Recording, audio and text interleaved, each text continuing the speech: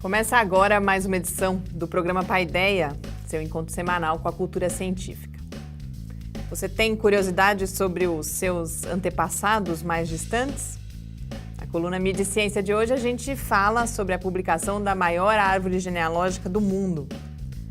Na entrevista, o assunto de hoje são os sistemas complexos. A gente conversa com o Paulo César de Camargo, que é professor sênior do Departamento de Física da UFSCar e propôs para 2018 o ano da inteligência coletiva e da complexidade em São Carlos. Fique com a gente.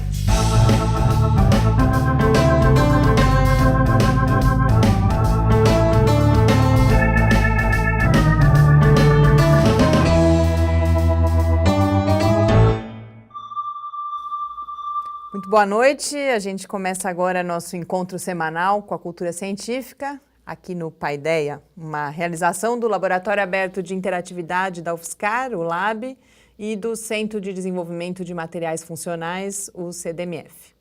Paideia vai ao ar todas as terças-feiras, nessa temporada em um novo horário, às 8 da noite, nas redes sociais e no site do LAB, também na Rádio UFSCar. Comigo aqui já está o professor Adilson, muito boa noite, é um prazer estar aqui de volta. Boa noite, Mariana, boa noite a todos que nos ouvem, que nos assistem. Vamos então para mais um Paideia. E a gente daqui a pouco conversa sobre algumas das notícias de ciência e tecnologia aí da semana, mas para começar, vamos acompanhar o episódio dessa semana de Mídia e Ciência. No último dia 1º, a publicação na revista Science da maior árvore genealógica que já foi construída rendeu algumas notícias e a oportunidade da gente refletir sobre método, o científico e também o método jornalístico. Esse é, portanto, o tema dessa edição de Mídia e Ciência.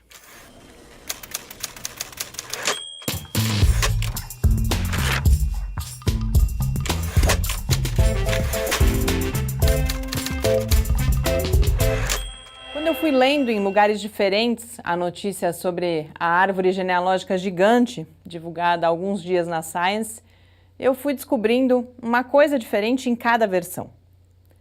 Isso não significa necessariamente que uma reportagem seja melhor do que a outra, embora algumas sejam realmente mais completas, mas sim que noticiar sempre é fazer escolhas. Resumindo, a notícia principal é justamente o tamanho da árvore, com 13 milhões de pessoas relacionadas ao longo de 500 anos e cerca de 11 gerações, incluindo o ator Kevin Bacon. A gente tem uma outra informação essencial, que é o modo como a árvore foi construída. Os pesquisadores usaram o banco de dados do site gene.com de genealogia coletiva. Acontece que nem todas as matérias destacam exatamente essas informações. Os títulos e os parágrafos de abertura de cada matéria, que a gente chama de lead, ajudam a gente a entender, como sempre existem, inúmeras formas de olhar para um mesmo fato. Eles ilustram também como a mídia prefere, de um lado, o curioso e o inusitado, e também prefere os resultados, em vez do processo e do método científico. No Globo, por exemplo, a manchete é o tamanho da árvore, mas a linha fina, o subtítulo destaca as conclusões de uma primeira análise dos dados. Essas conclusões têm a ver com a relação entre tempo de vida e a genética de cada pessoa, com migrações e com a busca por parceiros amorosos em cada época diferente. A forma como os dados foram coletados aparece só no final do texto. O ponto principal, que é que as árvores genealógicas são instrumentos valiosos para pesquisas em diferentes áreas do conhecimento e que até agora elas só podiam ser construídas por processos que são extremamente trabalhosos, essa informação definitivamente não recebe a atenção que ela merecia. E esse foco nas conclusões não é exclusividade do Globo. A revista New Scientist, por exemplo, aposta no humor e traz um título que também joga o foco em uma dessas conclusões, afirmando que maior árvore genealógica de todos os tempos mostra quando primos pararam de fazer sexo. Até a Nature, um dos principais periódicos científicos do mundo, vem com a manchete. Árvore genealógica colossal revela influência do ambiente sobre o tempo de vida.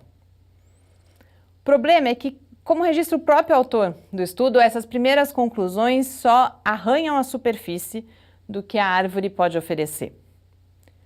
Como muito bem compara a super interessante, uma matéria que de resto também tem alguns problemas, a árvore nesse momento é como o lançamento do Falcon Heavy, que apesar de ter colocado um carro no espaço, na verdade tinha como objetivo real demonstrar o potencial da tecnologia.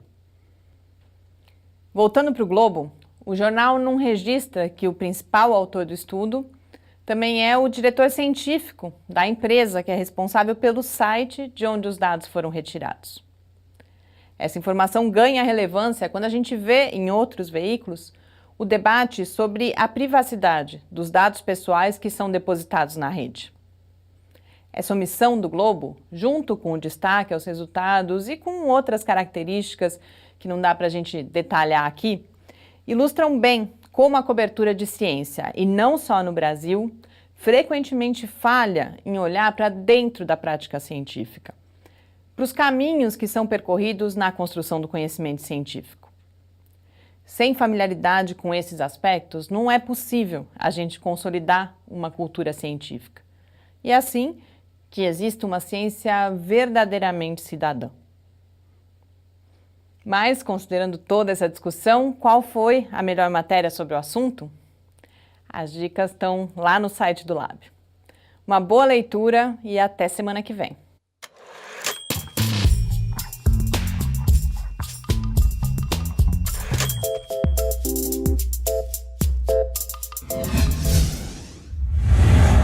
Estamos de volta aqui no Paideia.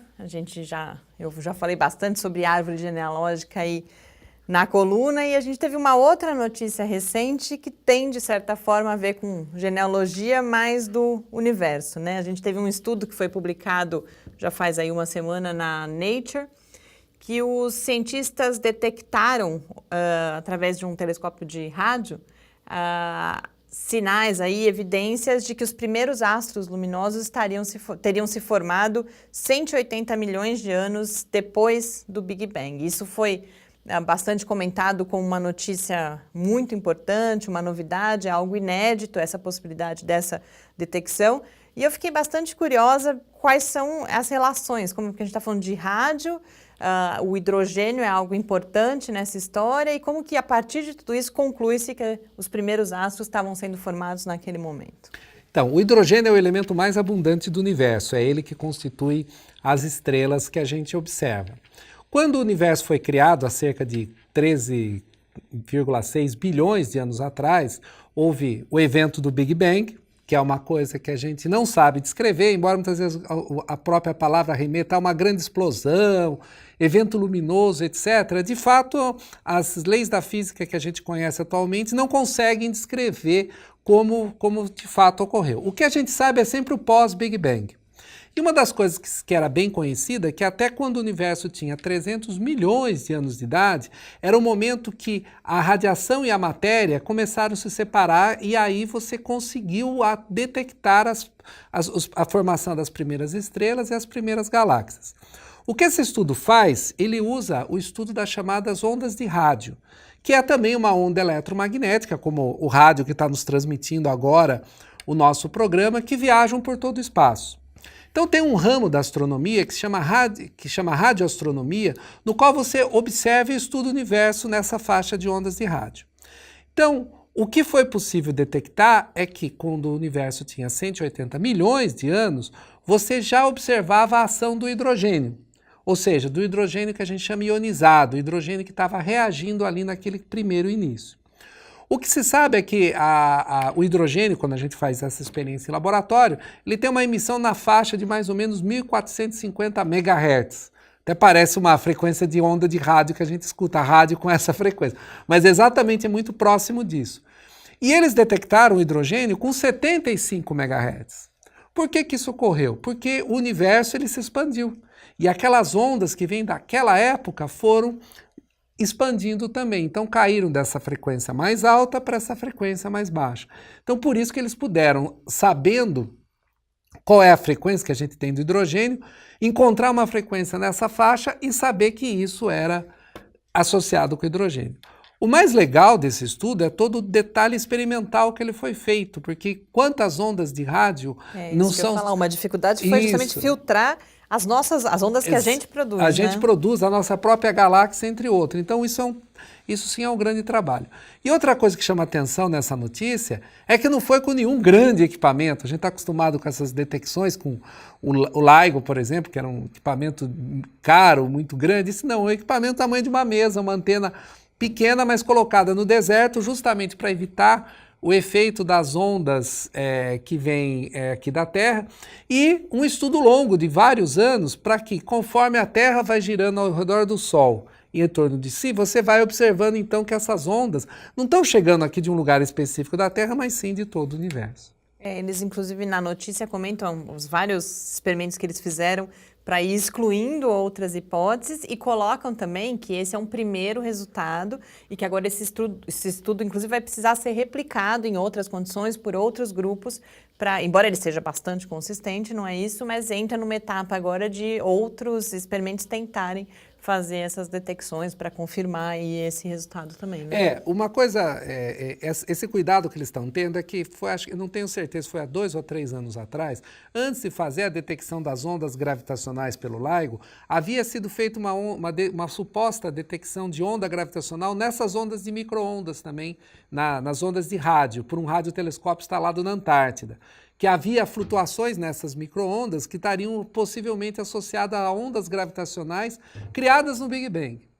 Depois foi feito outro estudo, foi ver que a emissão era da nossa própria galáxia. Então esses estudos são muito delicados, né, para você ter certeza dessas coisas. Como tudo em ciência, ele precisa ser replicado, tem que ser reestudado, mas sem dúvida nenhuma é um resultado bastante legal e interessante. E outra coisa que você fala também do quão distantes, de quão longe vêm essas emissões, e por isso que o rádio tem vantagens, esses telescópios têm vantagens em relação aos telescópios ópticos também, né? Nessa faixa dos 180 milhões de anos, o telescópio, você não tem nenhuma informação na faixa da radiação do visível, porque justamente radiação e matéria estavam juntas nesse momento. Você só vai começar a ter essas primeiras imagens... Então não é nem só uma questão de distância não, também. Não, é uma questão mesmo de limitação física. E como as ondas de rádio, elas são ondas de comprimento de onda muito longo, elas conseguem então viajar por esse espaço e interferir pouco com a matéria. Diferente das ondas com mais alta energia que vão interagindo com a matéria e vão perdendo as informações. E um último aspecto que eu achei muito interessante é disso que você falou, que as emissões são em 1000 e poucos megahertz, e eles detectam em 70 e poucos, e eles só sabem que é isso que eles têm que buscar devido ao fato de que a teoria avançou tanto, a partir, é claro, também das observações, que o modelo é muito refinado hoje em dia e permite eles saberem exatamente o que eles têm que buscar, né? Exatamente, porque eles têm essa expansão do universo, ela já é estudada desde a década de 20 do século passado, ou seja, quase 100 anos, quando o Hubble descobriu o afastamento das galáxias, associou com a expansão do universo, depois posteriormente, na década de 80 e década de 90, foi observado que essa expansão do universo é uma expansão acelerada. Então, tudo isso permitiu você conhecer melhor essa dinâmica do universo como um todo. E nessa escala grande, quem domina, quem explica a expansão do universo é a teoria da relatividade de Einstein, a teoria da relatividade geral, que explica essa expansão, permitindo, então, fazer essas previsões, encontrando esse resultado aí. Bom, para quem se interessou, tem muito mais do que a gente comentou aqui. A gente trouxe as informações de 2 notícias, principalmente, que estão bastante razoáveis, da Deutsche Welle e também no blog Mensageiro Sideral, do Salvador Nogueira, que está bastante didático, traz aí vários outros aspectos dessa notícia também.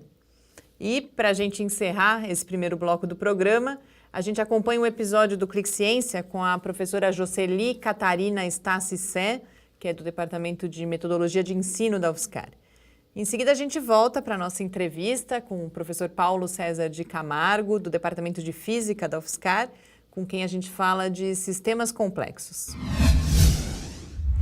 Eu sou Jocely, trabalho no Departamento de Metodologia de Ensino E minha pesquisa é sobre transparência e opacidade no português brasileiro e no português europeu, à luz da gramática discursivo-funcional.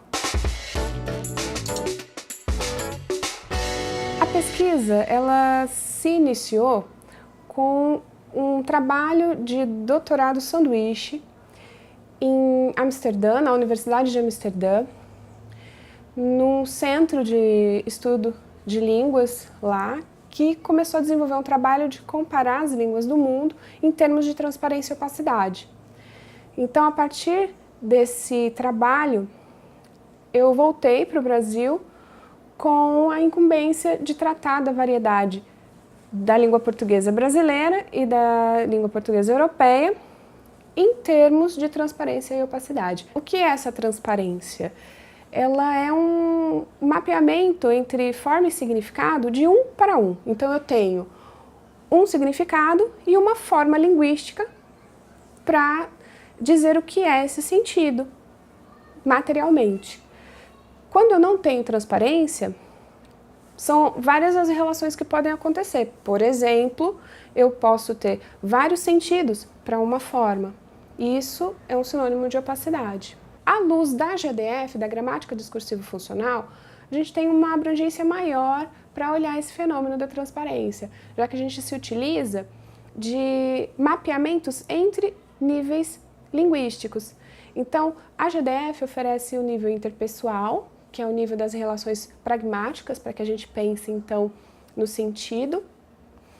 O representacional, que é o nível semântico, de organização desse sentido, semanticamente.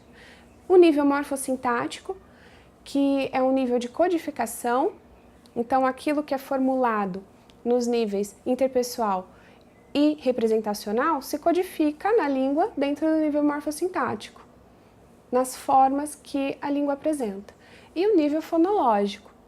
Esse nível fonológico é também um nível de saída, porque é a forma tomando vida, né, linguisticamente no uso. Então, nós temos dois níveis de codificação para analisar como a forma acontece e os níveis de formulação interpessoal e representacional para analisar sentido.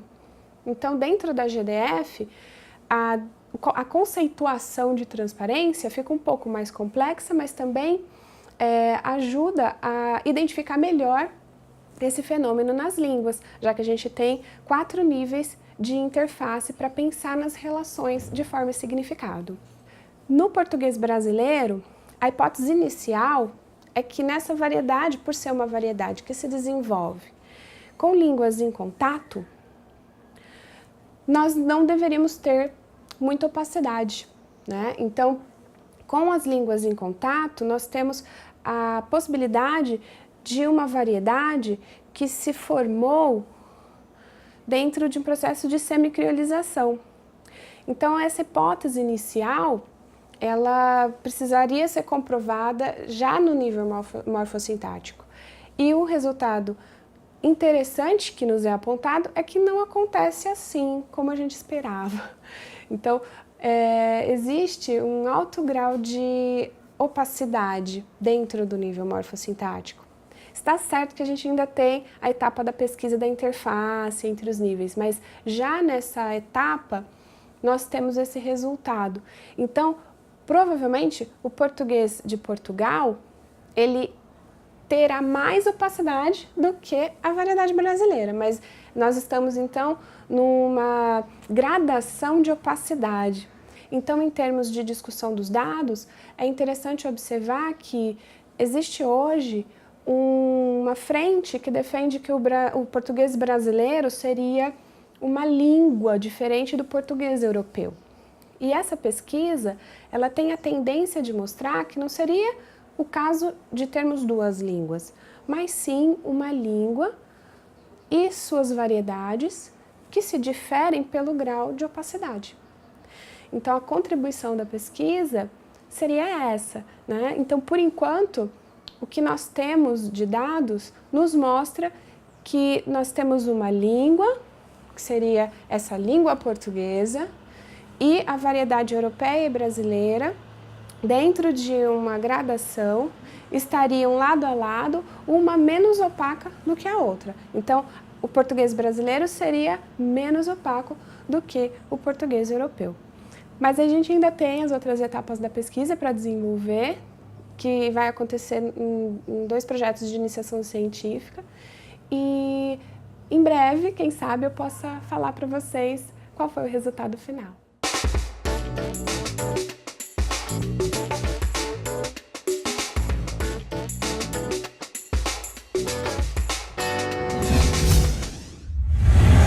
Estamos de volta aqui no Paideia, já com a presença do professor Paulo César de Camargo, que é professor sênior do Departamento de Física da UFSCar. Paulo, muito obrigada por ter aceito o nosso convite. A gente estava ansioso para ter essa conversa aqui no Paideia.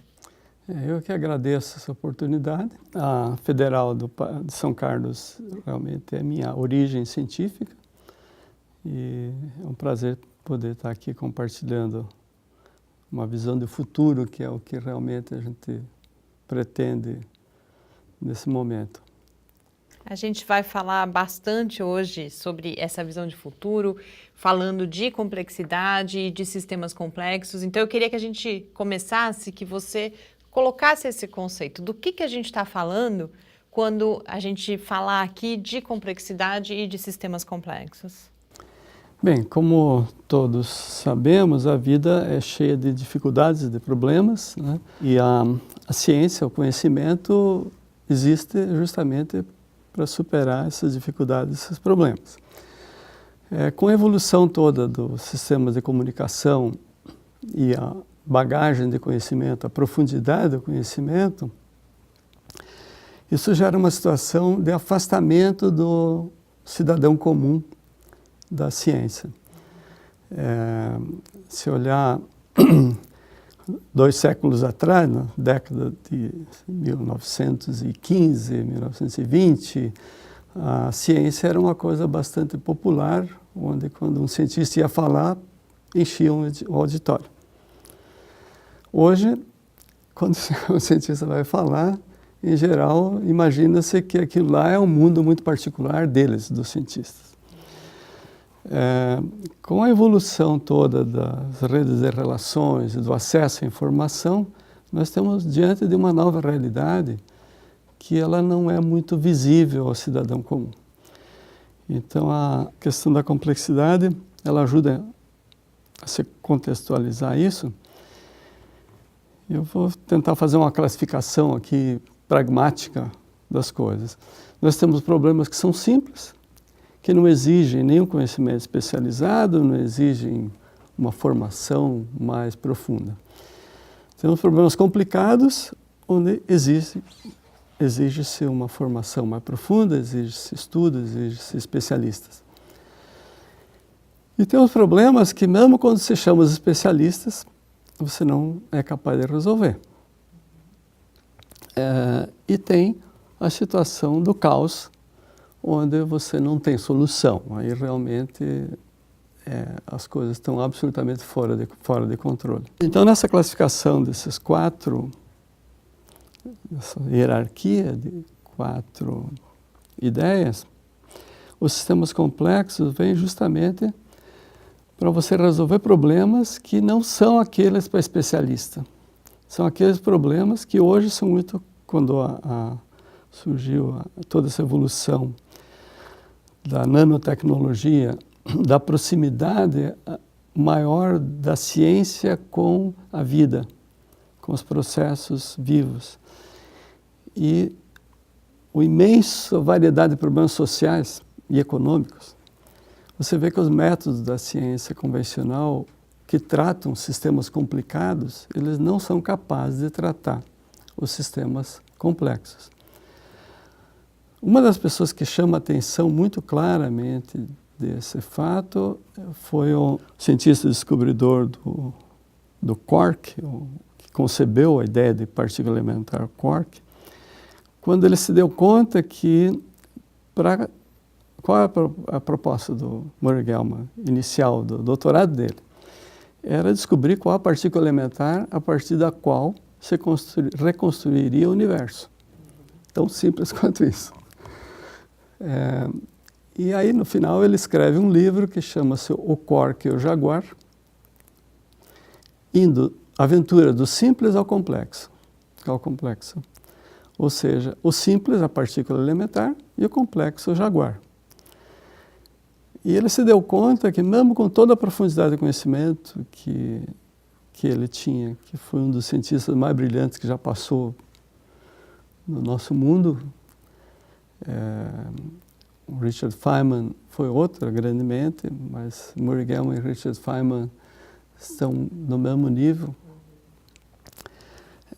Ele se deu conta que todos os métodos que ele conhecia, toda a profundidade, não serviam para resolver problemas da vida, da sociedade, da educação, de uma série de problemas. E o Murray Gell-Mann, junto com outros colegas, criaram o que chama Santa Fe Institute, que eles se intitulam hoje Headquarters of Complexity Science, ou seja, o quartel-general da ciência da complexidade. Hoje são 20 países associados e 80 instituições, que foi criada com essa fundamentação. Nós precisamos criar uma nova maneira de ver o mundo. E essa nova maneira é tratar o mundo como sistemas complexos. A ideia de sistema é bem mais antiga. A ideia de sistemas já vem da década de 60. Mas a ideia de sistemas complexos e como a ferramenta para o desenvolvimento e para valorizar a ciência, ela tem um grande apoio. Claro, tem outros centros, mas eu vou me deter a um que é o modelo que a gente está adotando. Uhum. Você fala em ciência da complexidade, a gente está falando até agora bastante dessa nova forma da ciência, buscar compreender e Sim. buscar soluções.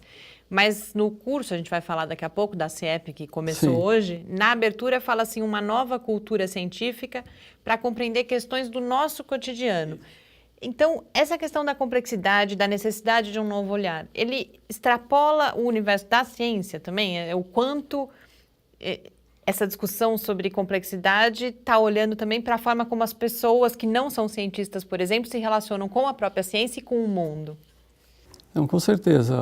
Quando foi a proposta, eu vou voltar à questão do Murray Gell-Mann, que não é uma pessoa muito simpática, mas que acho que tem uma proposta muito inteligente. A ideia é difundir uma cultura.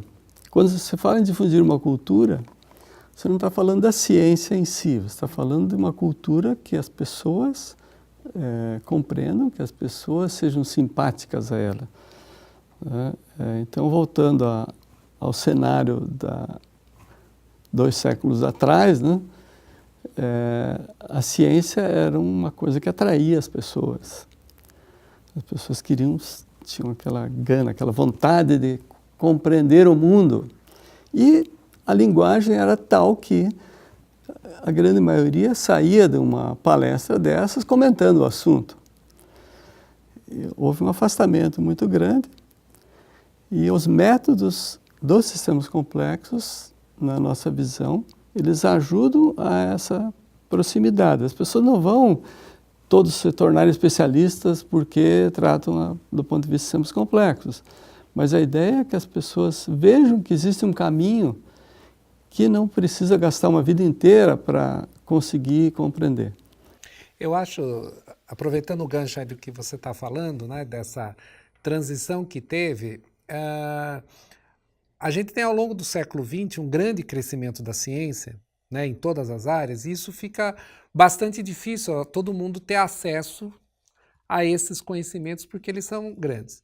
E talvez um pouco do distanciamento da ciência, que você estava falando aí no começo, tem a ver com o fato que muitas vezes as pessoas esperavam mais da ciência. E a sua resposta, digamos, linear da ciência de tal coisa vai resolver tal coisa, etc., não resolve. E quando fala-se de sistemas complexos, surge a primeira ideia da interdisciplinariedade, né? Que você vai ter várias coisas para atacar um problema. Um problema não tem uma única abordagem, não tem um único ponto de vista.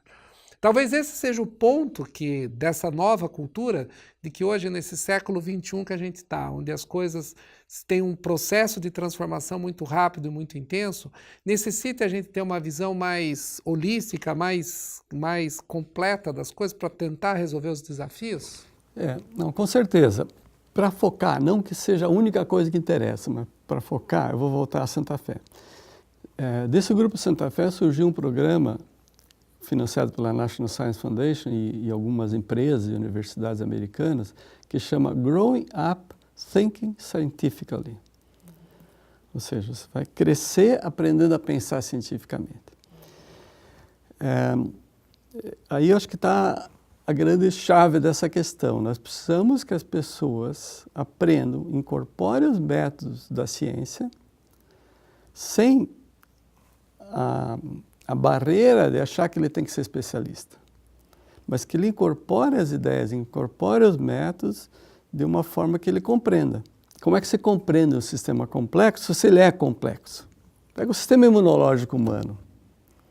Quem sabe explicar o funcionamento do sistema imunológico humano? Ou quem sabe explicar a evolução de uma sociedade você não tem as variáveis todas, você não tem o conhecimento todo. Você tem uma incerteza tremenda. E como é que se trata um sistema assim? Então, só para voltar um pouquinho, aproveitar um pouquinho que o Adilson comentou, de fato é assim, o sistema complexo, olha-se o sistema como um sistema de múltiplos agentes, um número grande de agentes, esses agentes interagindo de alguma forma que você não precisa conhecer todos os detalhes, mas todos interagindo. Tá? Essa interação não é uma interação causa-efeito, é uma interação que pode ser não linear, que pode levar, por exemplo, ao caos. Simplesmente você põe uma equação que não é linear, ela gera a possibilidade de caos. Essa é uma questão de controle dos parâmetros. E aí você olha o meio onde esses agentes atuam. Aí pode ser, você pode tratar a economia, você pode tratar o sistema imunológico, você pode tratar um problema mais bem contornado de física, mas você define os agentes, o meio, as formas de interação que você tem controle e que você conhece. Além disso, tem um outro recurso que é muito interessante, você associa o teu modelo, e aí eu estou agora falando para que você faz isso, para fazer um modelo, que vai te ajudar a entender, pensando na evolução temporal disso. Tá? Então vamos lá, define os agentes, define as interações, define o meio onde atua, e você tem que ter um suporte agora para fazer esse programa rodar e com certa credibilidade, com certa validade. Aí você tem bancos de dados, no caso do sistema imunológico, tem bancos de dados imensos. Em biologia, especialmente, né, você tem bancos de dados imensos, que você vai checar o comportamento do modelo perante esses dados existentes ou outros que você venha fazer medidas. Então, é muito mais uma postura em relação aos problemas do que realmente se resolver o problema. Para resolver o problema, você vai precisar de especialista, você vai precisar do conhecimento profundo, mas o acesso a esses especialistas, o acesso à informação, esse é que se espera que esses agentes que hoje nós temos no mundo, que são todas as pessoas, saibam buscar. Isso dá mais da idade, vamos pensar aqui, da 6ª série, 7ª série, que é esse programa americano, foi desenhado para alunos e professores a partir da 6ª, 7ª e 8ª série. Para começar essas ideias nessa faixa de idade. E aí essas pessoas incorporarem não ciência como aquela coisa do cientista, ciência como aquela coisa que vem ajudar a melhorar a minha vida. E ela não é a propriedade privada de ninguém. O conhecimento é para ser compartilhado. Claro que tem toda a questão de propriedade intelectual, toda a questão de interesse econômico, E aí a gente vem numa nova realidade que eu acho que está se construindo, que justamente são das criptomoedas e de uma nova realidade econômica, que depende muito mais dos indivíduos do que das corporações e das lideranças. Então, acho que tem todo um contexto hoje onde não dá para nós ficarmos de fora. Paulo, você fala muito mais de uma postura e eu acho que isso é mais fácil de entender quando a gente fala nessa formação em tenridade, aí na sexta série. Mas a primeira vez que eu ouvi falar de toda essa discussão da complexidade, dos sistemas complexos, foi aqui na UFSCar, o professor Sérgio Mascarenhas propondo um curso, e aí já em nível superior, de formação de engenheiros, o curso de engenharia da complexidade. Como você vê essa ideia? Como formar, por exemplo, esse profissional já em nível superior, com essa ideia de que é uma postura, mas eu entendo que há daí uma especialidade também, uma atuação profissional que esse engenheiro vai ter que é diferente de outras carreiras, por exemplo, né? Bom, nesse sentido, o grande avanço que eu vejo no Brasil é o curso de Engenharia da Complexidade da Escola Politécnica da USP, que vai ter início em 2019 em Santos. Ah, está começando um... Exatamente, então. o curso de Engenharia da Complexidade criado pelo professor José Roberto Castilho Piqueira, que acabou o mandato dele de diretor da Poli recentemente. E aqui eu vou comentar uma coisa que eu acho essencial nisso tudo. Mudar uma cultura não são as instituições que mudam, não são as grandes corporações que mudam, são as pessoas. O professor Piqueira, quando criou esse curso da Poli, eu não sei se ele me autoriza a falar isso, mas eu vou falar de qualquer maneira, ele não teve apoio da Escola Politécnica, ele teve apoio de quatro ou cinco, uma meia dúzia, não sei exatamente quantos colegas, que sem dispensa de carga horária, sem qualquer vantagem, acreditaram na ideia, trabalharam em cima da ideia e fizeram uma proposta, conseguiram o apoio das grandes écoles francesas e da Prefeitura de Santos. E por isso esse curso está sendo lançado em Santos. Então, eu acho que a gente está numa situação onde precisam emergir coisas novas a partir de pessoas e não de instituições. As instituições vêm depois. Primeiro é preciso acreditar na ideia, é preciso trabalhar e é preciso que emerjam essa nova realidade. E que profissional é esse que esse curso vai formar e outros cursos que... Bem, aí uma das opções é o engenheiro da complexidade. Esse engenheiro da complexidade, eu vou usar o exemplo do professor Piqueira aqui, da palestra que ele deu aqui no UFSCar, que é o seguinte, é Minhocão em São Paulo. Minhocão em São Paulo é um exemplo de uma obra de engenharia muito bem executada. Da engenharia convencional, não da engenharia da complexidade. Porque ela ignorou as pessoas, ela só tratou o automóvel e como se liga bem um ponto ao outro. E ela fez bem. O cálculo estrutural foi muito bem feito. A parte de implementação dessa engenharia, a execução foi muito bem feita, só que ela ignorou que existem pessoas, inclusive ignorou o mercado, porque ela tem um impacto econômico, se for contar todos os prejuízos, negativo. Então, a engenharia da complexidade vem para formar um engenheiro que seja capaz de olhar holisticamente a obra de engenharia. E aí fica muito claro que se a gente não começar a mexer na cultura, dificilmente esse engenheiro já, com todos os paradigmas, com todas as dificuldades, com todo o dia a dia dele, dificilmente ele vai incorporar essas novas visões, né? Mas é um desafio e estamos aí para enfrentá-los. Tem uma outra ideia que a gente ainda não falou muito aqui, que é a ideia de inteligência coletiva, que está bastante associada a todo esse debate e também eu entendo que é o papel que as tecnologias de informação e comunicação têm nessa possibilidade de construir esse novo olhar. Queria que você falasse um pouco então sobre a inteligência coletiva agora. Bem, inteligência coletiva, eu vou precisar dizer o seguinte, as primeiras discussões sobre inteligência coletiva que eu tive aqui na Universidade Federal foi com a criação do Instituto de Estudos Avançados, com um grupo de trabalho, um grupo de primeiríssima linha, pessoas que realmente sabiam, tinham visão de futuro, uma das pessoas desse grupo foi o professor Sérgio Mascarenhas. E foi quando ficou muito claro que inteligência coletiva é uma questão essencial para pensar o futuro. Não são pessoas individualmente que vão sinalizar, olha, as ações importantes são essas aqui, porque eu sou o dono da verdade. Isso é muito bom para religiões, mas não para a ciência. Então, veja... E não para instituições como universidade. Claro, muito menos para a universidade.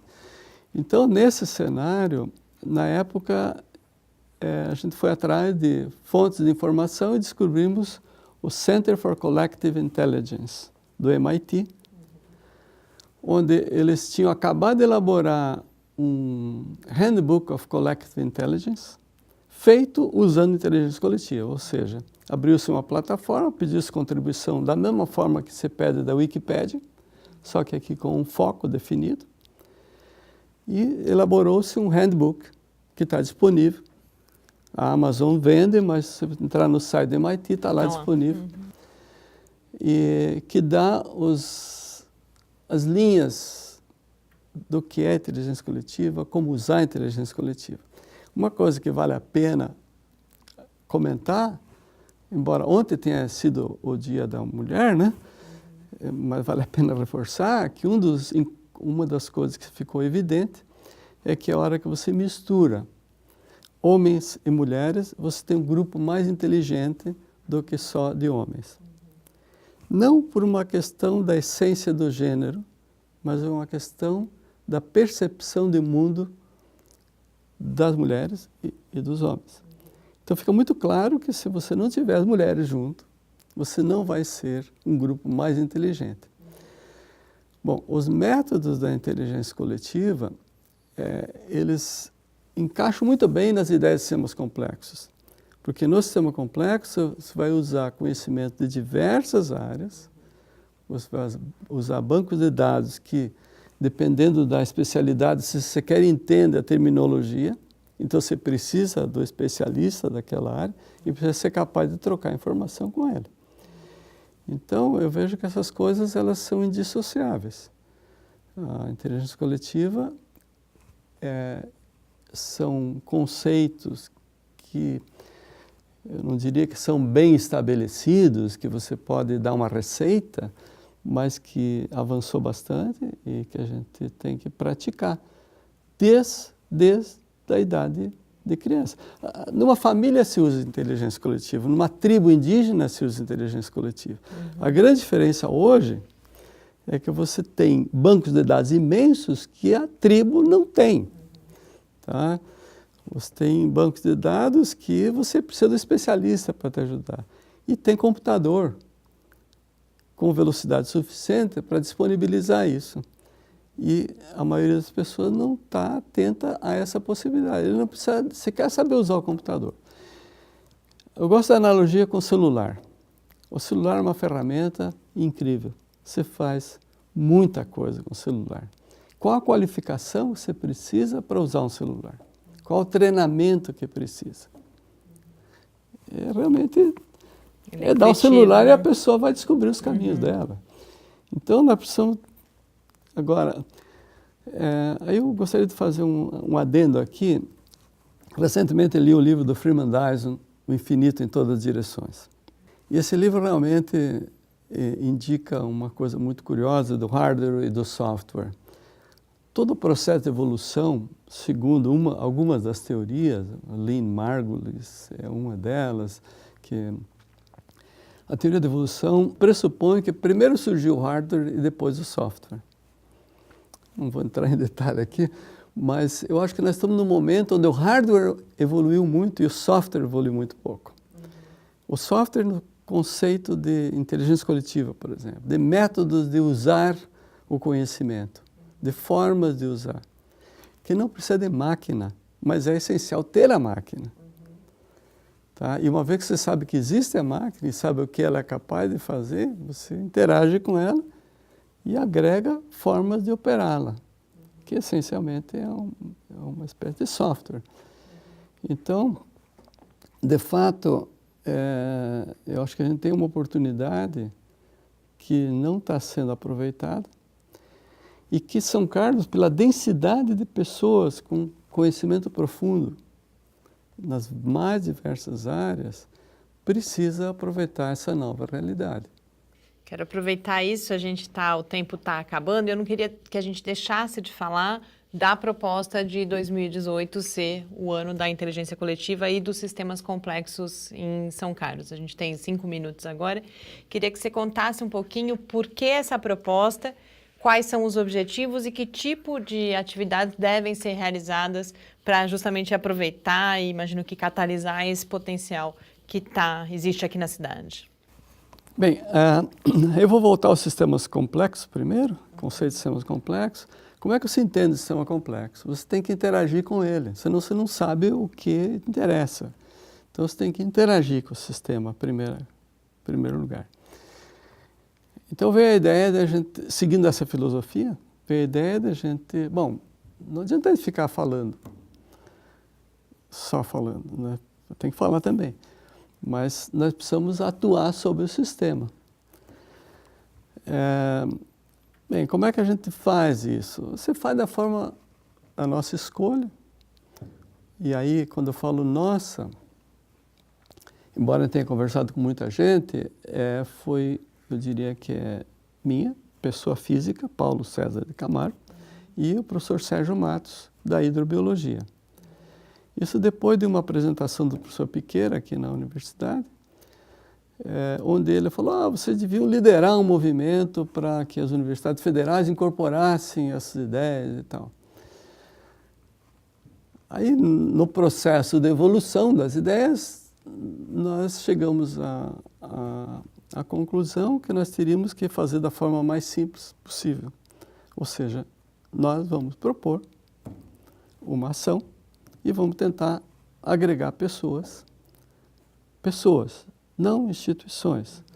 Claro, gostaríamos muito de ter apoio institucional, buscamos o apoio institucional, mas a motivação tem que vir das pessoas. Uhum. Então, nesse sentido, a gente lançou essa ideia em 2018, que ela oficialmente, o lançamento dela oficial vai ser em abril. Mas, paralelamente, até por sugestão do professor Adilson, nós criamos a CIEP, que é um curso de introdução aos sistemas complexos e inteligência coletiva, uma nova maneira, uma nova forma de viver o cotidiano. Tá? Quer dizer, então foi lançada essa CIEP, que é a primeira ação concreta e objetiva e documentada nesse sentido.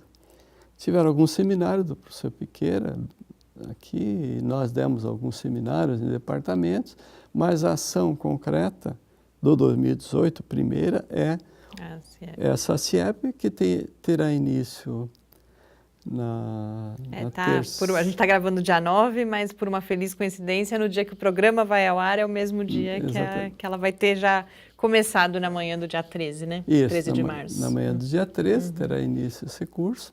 Esse curso teve 170 inscritos. Nossa. Depois nós descobrimos que boa parte das pessoas pensavam que seria um curso online, então realmente não vai ter esse número. Mas já mostra o interesse. E nós estávamos preparados para esse número também, mas deixou muito claro que existe um grande interesse no tema. Desses 170, 50% mais ou menos são professores ou universitários ou de escolas. Então é uma coisa animadora. A gente viu que essa primeira ação de difundir um curso, que é um curso de extensão da universidade, ela foi efetiva no sentido da receptividade que ela teve. Nós pretendemos, então, no mês de abril, fazer esse lançamento, que vai ser divulgado em breve. Na expectativa, de fato, é que essa ação resulte em outras ações. Não queremos ser os protagonistas dessa ação. Nós queremos ser nós queremos ser um nó dessa rede que se implementa.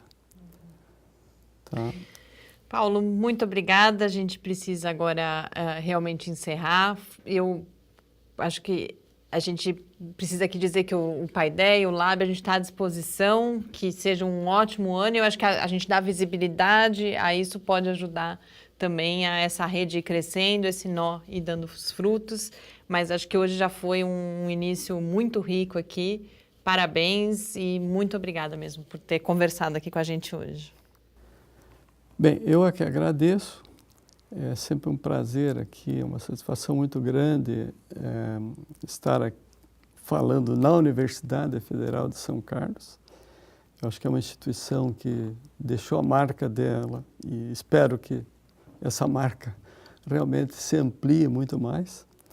De fato, a nossa expectativa, então, é que isso difunda, que outras instituições adotem, mas, sem dúvida nenhuma, essa oportunidade de falar aqui no Paideia e estar difundindo essa ideia é muito boa. E eu fico muito satisfeito por estar aqui. Vejo que eu estive 22 anos fora de São Carlos e retornei a São Carlos. E vejo que foi acertada essa decisão. Ontem, por exemplo, a gente foi fazer uma visita e aí esbarra com o professor Tundizi, que é uma das pessoas que também contribuiu muito aqui. Vou fazer academia, esbarro com a Mariana. É verdade. Então, essa é uma vantagem de estar numa cidade relativamente pequena, onde os processos não lineares ocorrem De maneira espontânea. de maneira espontânea e viabilizam ações.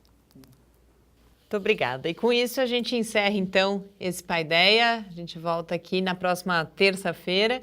Lembrando que agora o programa vai ao ar às 8 horas da noite. Enquanto isso, você pode continuar com a gente, acompanhando o Lab no Facebook, no Twitter e também falando com a gente pelo e-mail cliqueciência@ufscar.br. Muito boa noite. Uma boa noite para todos. Boa noite. Muito obrigado.